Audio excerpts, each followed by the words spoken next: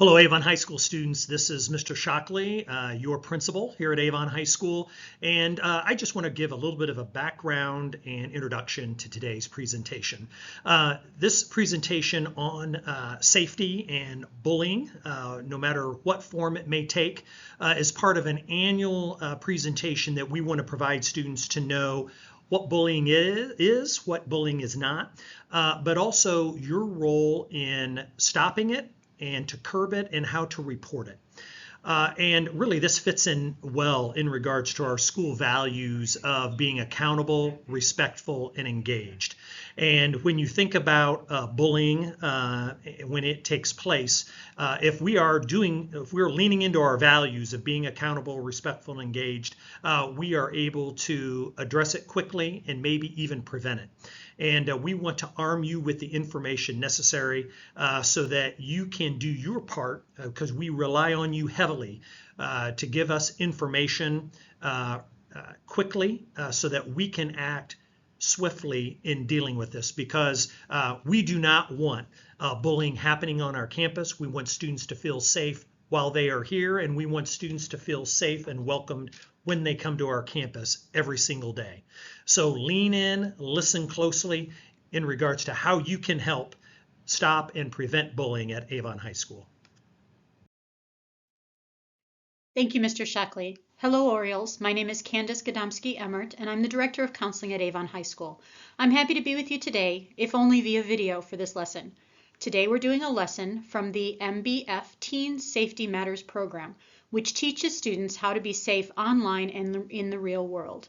During these lessons, we're going to learn about personal and digital safety. We will begin with digital safety. Our goal is to make these lessons fun and interactive and with meaningful discussion and activities. This should also be a safe space where everyone feels supported and respected. During the activities in today's lessons, when you are communicating with your peers, please act maturely and respectfully of others' feelings and emotions and privacy. We are all equal and deserve to be treated with respect. Some of these topics are sensitive and may be difficult to talk about. This is really important information that will benefit you, so I ask that everyone please pay attention and participate in the discussion and activities. However, please know that you have the right to engage in the conversation and activities to the extent that you feel comfortable. If any of the information we discuss today is difficult to hear or talk about, you may ask your teacher to be excused from the classroom. And if you'd like to talk about it after the lesson, please talk to me, your teacher or counselor, or another safe adult. There will be an exit ticket where you can request to speak with someone. I also ask that if you have any personal stories to share related to what we are discussing today, you wait and share them with me, your teacher, counselor, or another safe adult privately after the lesson. Not because they're not important, but because we have a limited amount of time to get through the lesson today. Why do you need lessons to be safe? The information in these lessons isn't presented to try to scare you. It's meant to educate you. This social awareness will allow you to make informed choices and to get the help if you are unsafe. But it's important because, as you know, abuse, bullying, and digital dangers are a part of the world we live in. Because there are so many potential dangers online, internet safety or cyber safety is now the 5th top ranked issue on the list of health concerns for U.S. children and teens. Every single day, over 40 million young people use the internet, and 1 out of 5 youth who have access to a digital device will be sexually solicited online. 8.4 million students will be bullied in the United States this year. 1 out of every 5 students will be bullied, and 1 out of 7 will be cyberbullied. 16% of teens are connected to friends that they've never met in person, and 32% have been contacted online by a complete stranger. 8% of teens have met a romantic partner online. Take a moment to think about one fact that surprises you or stands out the most to you. This is why these conversations we are having are critical to your safety. It's important that you are educated and know how to recognize, respond, and prevent these types of things from happening to you. There is no doubt you are living in a digital world. In the digital world, you can explore new places, meet new people, and share or learn about anything online. You can do so many things with technology, but it is important to understand that there are very real, very dangerous risks associated with using the internet and technology. So think about what are some dangers that you might experience online. Online dangers might include seeing inappropriate images online, sexting, sending or receiving inappropriate pictures, cyberbullying, apps and websites that use your pictures and information, identity theft, pretending online or people online pretending to be someone that they're not. This is why digital education is so important. Being socially aware of the risks along with self-management and good decision making can make you stay safe online and when using technology. Many teens think bad things won't happen to me or what I do online won't hurt me. But bad things do happen to teens. It's important to know that many risks encountered online are directly impacted by the choices you make. Just like in the real world, in the digital world, you have to decide how you're going to interact. You have to decide, will you be safe online? Will you make responsible or risky decisions? Will you be a leader or go along with the crowd? To help practice digital safety and make safe and smart decisions about your online behavior, there are 5 safety rules that can help. The MBF 5 safety rules can be your guidelines as you interact online and as you encounter situations that might potentially be unsafe throughout high school. As we address the different topics today, we will consider how each of these rules can help you. Let's start by learning what each rule means and how it can help you stay safe. There's an icon that goes with each rule to help you remember it. Safety rule number 1 is know what's up. To know what's up means you are aware of your environment and people around you, both online and in other parts of your life, that may impact your safety and the safety of others. This includes things like knowing your personal information and your parent, guardian's, caretaker, or safe adult's work or cell phone numbers. Many people save their numbers in their phones, but they don't have those numbers memorized. This allows you to contact them during emergencies or in times of need, even if you don't have your cell phone. Being aware of social interactions of those around you and knowing whether situations are safe or appropriate and if people's behaviors are safe or not. Understanding if websites, apps, and other online behaviors are safe and appropriate. For example, most people don't read the terms and conditions before downloading apps, giving many developers access to your personal information and your pictures. Knowing how to make decisions that will help you keep you safe as you get older and assume more responsibility. Safety rule number 2 is spot red flags. To spot a red flag means you recognize potential dangers online or in real life. Red flags may include bullying, cyberbullying, or other inappropriate online behavior, adults or other teens trying to trick, force, or manipulate you into unsafe or inappropriate situations. Controlling behaviors or emotional or physical abuse between partners in a relationship. Safety rule number 3 is make a move. After you spot a red flag or recognize that a situation or a person is unsafe, you can make a move and get away from an unsafe situation or person if you can, or stay away from unsafe or inappropriate people and situations. Safety rule 4 is talk it up. To talk it up means using your voice to help keep you and others safe. Here are some ways you can talk it up. Use an assertive voice to say no to an adult or another teen crossing your personal boundaries or demonstrating unsafe or inappropriate behaviors to you or others. Report unsafe people, situations, or behaviors to a safe adult. Not reporting to avoid being seen as a snitch allows problems to continue to grow and may cause more damaging long-term consequences. Talk to a safe friend and ask them to support you and help you talk to a safe adult. You can talk to your friends about their behaviors online or while using technology and encourage each other to make responsible choices and keep all of you safe. Safety rule number 5 is no blame, no shame. This rule reminds you that you should never feel ashamed to talk to a safe adult if you've been hurt or about decisions you've made that increase your risk of harm, because making mistakes is inevitable as you mature. Talking to a safe adult can help you learn and help you avoid negative consequences. It also reminds you that it is never too late to tell a safe adult and seek help if you have ever been hurt in the past. Talking to a safe adult and asking for help if you feel unsafe or have made an unsafe or inappropriate decision can help you learn from the experience. It can also help you avoid further negative consequences. Let's review all of the 5 safety rules. So you've heard me mention safe adults, but who is a safe adult? A safe adult is someone who is older than you that you can trust when you need help, who can help you and keep you safe, who is easy to talk to about difficult or unsafe things, who doesn't break any rules about safety or ask you to break any. Examples of safe adults might be a parent, a coach, a relative such as an aunt, uncle, or older cousin, a close family friend, or a teacher or school staff member. They're different for each of us. I want each of you to think about at least 2 different adults in your life who can be your safe adults. You should think of one person who lives in your home with you and one person outside of your home. Even if you can't think of anyone right now, you can always talk to a safe adult at school. Think of someone you might go to for help with navigating school-related stuff, classes, grades, etc. That same person can also help you navigate potentially unsafe situations or get you help if you need it. They could be a school counselor, a teacher, the principal, or other administrators. It's good to think of a few safe adults you know so that you have options when you need to talk to someone. And if you tell a safe adult about something unsafe and they don't help, you should always tell another safe adult. Keep telling someone until someone helps you. So along with Mr. Shockley, your teachers, coaches, and mentors that are trusted adults within the building, the next few slides will introduce the other trusted adults that are available for you. Hello, I'm Mrs. Tharp of the Tharp SST. And I'm Mrs. Best, and I'm the counselor for last names A through BEK. I'm Miss Borkerding. I'm the school counselor for students with last names BEL through COL.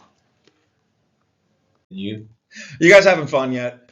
My name's Mr. Graham. I am a helpful, trustworthy adult for you. Glad to help you on Team Blue.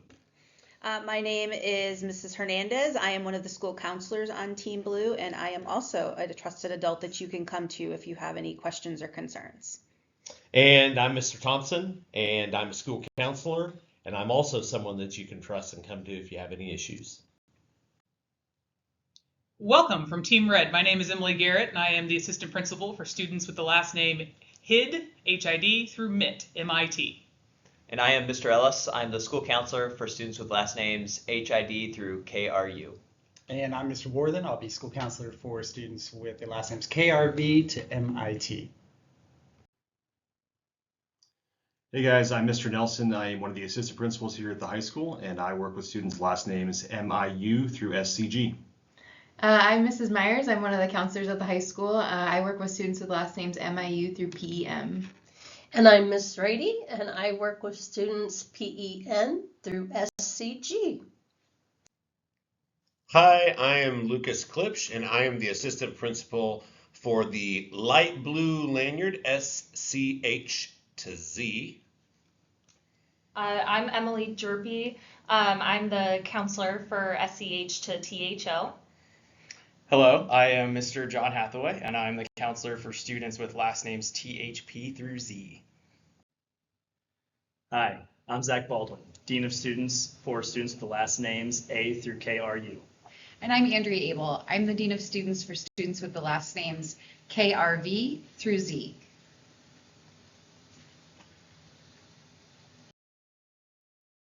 You can also talk to a safe friend if you do not feel comfortable talking to a safe adult by yourself. Sometimes it's easier to talk to an adult if you have someone with you for support. A safe friend is someone who values you and your relationship, is responsible and respectful, and follows rules about safety. Safe friends agree to listen to each other without judging, help each other talk to a safe adult, and stay with each other when you're in a potentially unsafe situation. But remember, if you talk to a safe friend, they are not a replacement for a safe adult. You should always tell a safe adult about unsafe or inappropriate situations or people. So we just talked about safe friends. Now let's talk about peers in general. Socially, high school is a time to meet new people, change social groups, try new activities, and make friends. But you're also likely to experience drama and peer pressure. What are some examples of peer pressure that you've experienced or seen others deal with? Just think about those right now. Sometimes it can be hard not to go along with the crowd, but there are some helpful things to do in these situations, such as make an excuse or just say no and try to be a good role model.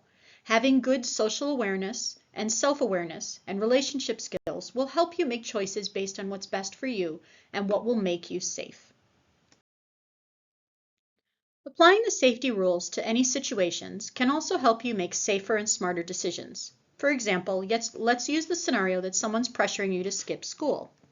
If you use the safety rules, you would think of the following. Am I breaking my parents' rules or the school's rules by doing this? What could potentially happen if I do? This friend does not have my best interest at heart if they're pressuring me to break the rules or do something unsafe. I can come up with an excuse, or I can just say, sorry, I don't want to risk getting suspended or not being able to play sports. I can talk to my friend and try to be a good role model, or I can talk to a safe adult about the situation. And it's okay to not go along with peer pressure, and you shouldn't feel guilty for finding your own path and making safe choices. Others may pressure you to do the wrong thing, but how you choose to react is up to you. People often become involved in bullying and cyberbullying because of peer pressure. So let's talk more about this.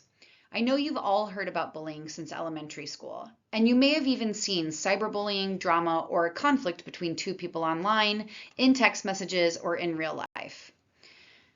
I want to first talk about what we can all do to help minimize bullying and cyberbullying. But first, I want to make sure that everyone understands how many people are bullied and that you know the definitions and consequences of bullying and cyberbullying. Let's start with some facts you may or may not know. Bullying is experienced by 1 in 4 teens.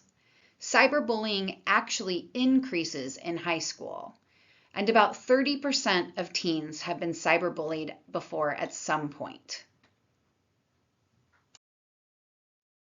To meet the definition of bullying, a behavior must be repeated, it must be intentional, and there must be a real or perceived imbalance of power.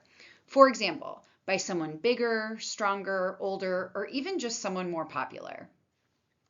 Bullying can be physical, verbal, digital, social, like social isolation, or sexual in nature. It is when someone continues to inflict physical or psychological distress on purpose. This is not two people fighting, and it's not drama. Cyberbullying is just like bullying, but it happens when someone uses technology or a digital device to threaten, insult, or isolate someone else online or via digital platforms. And often it happens at the same time, both online and in real life. Why does cyberbullying happen? Let's think for a moment. Why do you think cyberbullying happens more in high school? One of the main reasons it happens is because technology and the internet sometimes makes people feel anonymous or hidden online. This keyboard courage allows them to think that they can post disrespectful and hurtful comments without anyone knowing who posted them. Most of the time when people post mean things, they would never say that to someone's face. This type of behavior is a huge concern for schools. It not only hurts the person being bullied, but it can also create an intimidating or hostile school climate and interfere with school performance. In our school, the consequences for bullying or cyberbullying can include suspension or even expulsion from school based on the investigation that takes place. What you may not know is that these behaviors can also have potential criminal and civil consequences, including charges for harassment, slander, defamation for both the person bullying someone else and for their parents if they are a minor. If you have ever been bullied or cyberbullied, or if you've ever bullied or cyberbullied someone, I hope our discussion today will help you think differently about that behavior and that you will choose to act differently in the future. You can get help by talking to a safe adult. Your desire to change your behavior will show maturity and empathy, and you'll be respected for taking that step. Many teens don't report cyberbullying. They don't want it to get worse, they don't want to be seen as a snitch, and they don't want their technology taken away. You can choose to respond when you see bullying or cyberbullying in one of two ways. You can choose to be a bystander, or you can choose to be an upstander. A bystander is someone who stands by and watches bullying or cyberbullying happen, or someone that films mean behaviors while not doing anything to help the person being harmed. An upstander is someone who stands up for others being bullied or cyberbullied. Being an upstander is important because we know that when someone intervenes in a bullying situation, more than half of the time the bullying will stop within 10 seconds. To be an upstander, you can use safety rule number 3 to make a move, and safety rule number 4 to talk it up to help you decide how to intervene. There is a continuum of upstander behaviors that shows you different ways to help. There are passive ways to help, by not repeating gossip and not forwarding messages, or more assertive ways to help, such as directly confronting the person doing the bullying. Here are some things to remember. If you feel safe, you can directly stand up to the person bullying someone. Tell him or her to stop or post a comment online telling them to stop. You can also talk to a friend or several friends and ask them to stand up with you. It may be easier to be an upstander if you have support or backup. For example, if someone posts a mean comment about someone online, you and a group of friends can post positive comments instead. You can also tell a safe adult about what is happening to try to get help. I hope that each of you will choose to be an upstander and use the safety rules to respond to cyberbullying, whether you are being cyberbullied, whether you're trying to help a friend, or even if you are the one cyberbullying someone else. Regardless of how you choose to respond, reporting cyberbullying is important because without intervention, cyberbullying is unlikely to stop. This is how you can report bullying or cyberbullying in our school. You can use a Stop It to report your concerns anonymously. You can message your dean, assistant principal, or counselor via Schoology, or you can talk to any teacher or trusted safe adult about your concerns.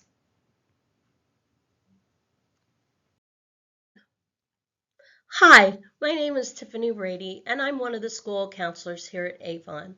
I felt so blessed when I was asked to talk to you about kindness. You know, kindness costs absolutely nothing at all.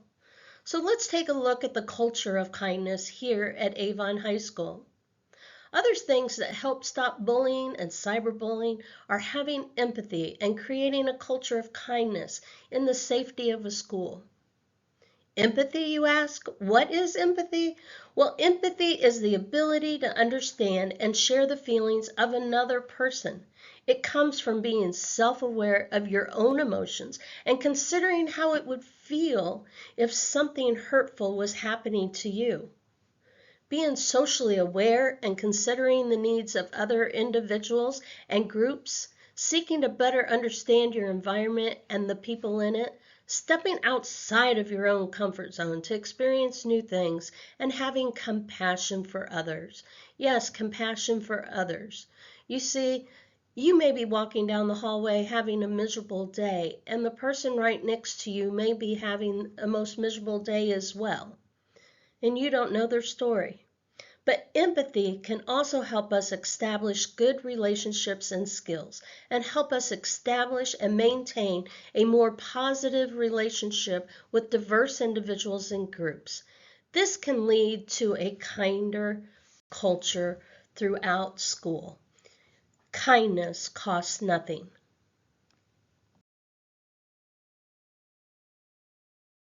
We're going to stop for now, but we will continue with the second half of this lesson and another SRT at a later date. But before we go, let's just review the 5 safety rules before we end.